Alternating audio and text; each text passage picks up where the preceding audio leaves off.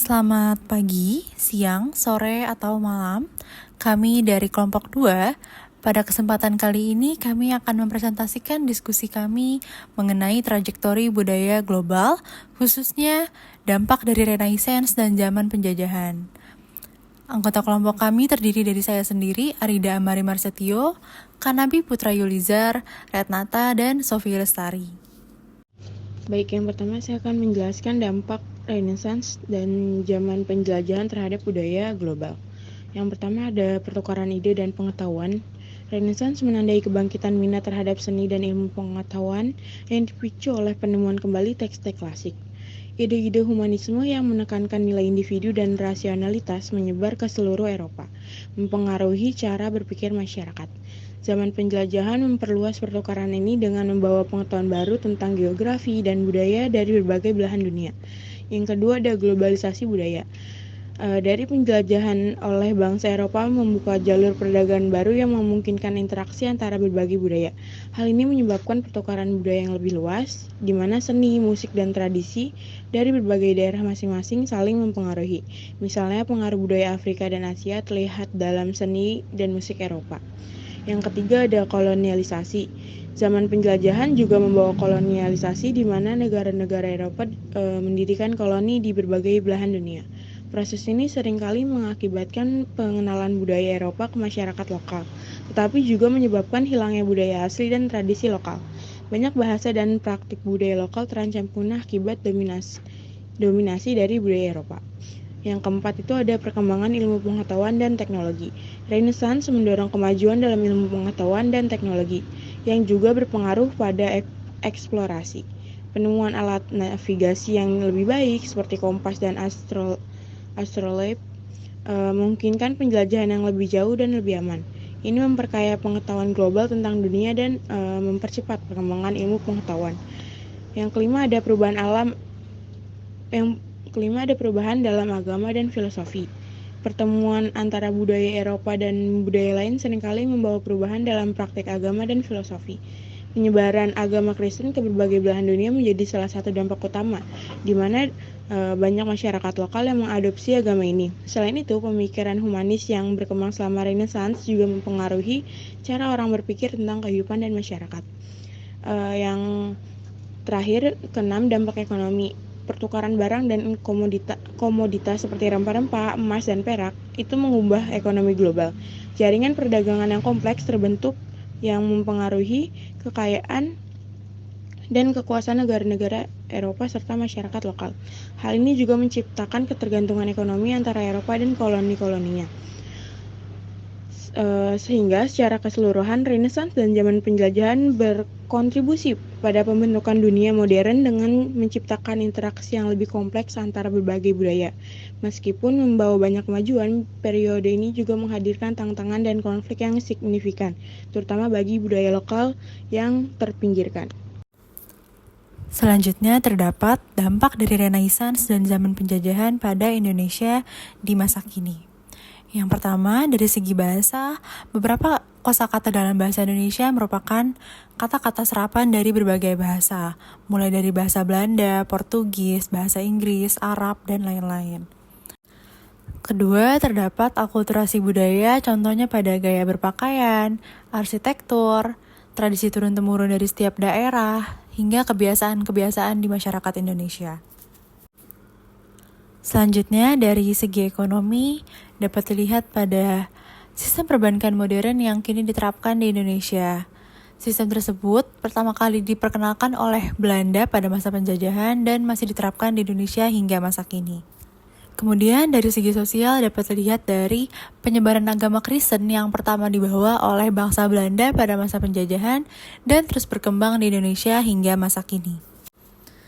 Selanjutnya terdapat beberapa komoditas di Indonesia seperti kopi yang pertama kali diperkenalkan oleh bangsa Belanda pada masa penjajahan dan hingga kini masih dibudidayakan di berbagai daerah dengan berbagai jenis biji kopi.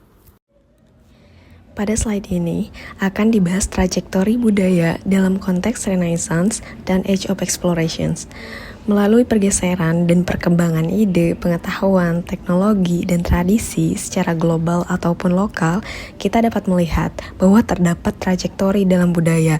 Secara global, pada abad 15-18, kemajuan dalam ilmu pengetahuan seperti berkembangnya metode ilmiah dan penemuan mesin cetak mendorong penyebaran ide-ide secara luas hingga ke berbagai negara di dunia. Sementara itu, salah satu dampak Eropa terhadap Indonesia dapat dilihat dari bangunan-bangunan di kota Jakarta yang mewarisi gaya kolonial sampai saat ini. Kedua fenomena di atas itu mencerminkan dampak dari pengaruh Renaissance dan Age of Explorations yang dilakukan oleh orang-orang Eropa. Selain dalam ilmu pengetahuan dan gaya arsitektur bangunan, pengaruhnya juga berkembang dalam berbagai aspek kehidupan lain. Alur perkembangan budaya ini dapat dipelajari melalui pola-pola perubahan budaya, sehingga kita dapat mengidentifikasi baik mana yang memengaruhi maupun terpengaruh dalam trajektori budaya yang terjadi terkait dengan Renaissance dan Age of Explorations. Ya, jika kita melihat bagian motivasi why did Europeans want to explore, kita bisa melihat sebagai contoh pada abad ke-15 hingga ke-18. Orang-orang Eropa termotivasi untuk melakukan penjelajahan karena memang berbagai alasan. Di antaranya yang pertama, mereka terdorong oleh keinginan untuk mencari rute perdagangan baru yang lebih efisien. Dan yang terutama sebenarnya mereka untuk mendapatkan rempah-rempah yang sangat berharga dari Asia. Tapi dari ingin mencari rute dagang saya sudah menunjukkan mereka ingin sesuatu yang lebih efisien dari yang awalnya. Ya walaupun sebenarnya mereka sudah tahu rutenya, tapi mereka ingin yang lebih efisien lagi.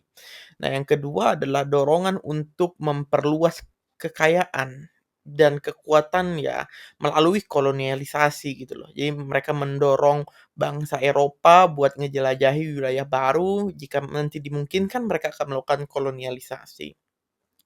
Dan juga semangat Renaissance itu sangat berkembang pada saat itu. Jadi membawa minat yang cukup besar terhadap pengetahuan. Jadi pada saat zaman Renaissance itu ilmu pengetahuan dan penemuan dunia baru itu sangat luar biasa. Dan juga motivasi keagamaan juga berperan, di mana mereka ingin menyebarkan agama Kristen ke wilayah-wilayah yang memang belum terjangkau. Jadi sebenarnya banyak sekali faktor-faktor kayak ekonomi, politik, intelektual, dan juga religius ya yang mendorong penjelajahan besar-besaran oleh bangsa Eropa. Yang mana pada akhirnya memang mereka selalu ingin belajar. Itulah yang memang membuat bangsa Eropa menjadi bangsa yang maju, seperti itu. Akhirnya kita sampai pada bagian penutup. Ya, dengan kita melalui penjelajahan dan perkembangan budaya yang terjadi pada masa Renaissance dan juga Age of Exploration, kita bisa melihat ada betapa besarnya dampak global yang dihasilkan oleh kemajuan ilmu pengetahuan, teknologi, dan juga interaksi budaya. Pengaruh tersebut tidak hanya membentuk budaya di Eropa, tetapi juga membawa perubahan besar bagi bangsa-bangsa lain, termasuk Indonesia. Warisan budaya inilah yang masih kita rasakan sampai saat ini, mau dari arsitektur hingga akulturasi yang mempengaruhi berbagai aspek kehidupan. Nah, diharapkan dengan kita mempelajari trajektori budaya yang terjadi di masa lalu, kita bisa lebih memahami dinamika globalisasi yang terjadi di dunia saat ini dan diharapkan kita bisa mempersiapkan diri menghadapi tantangan di masa depan. Mungkin itu saja untuk PPT kali ini. Mohon maaf dan terima kasih.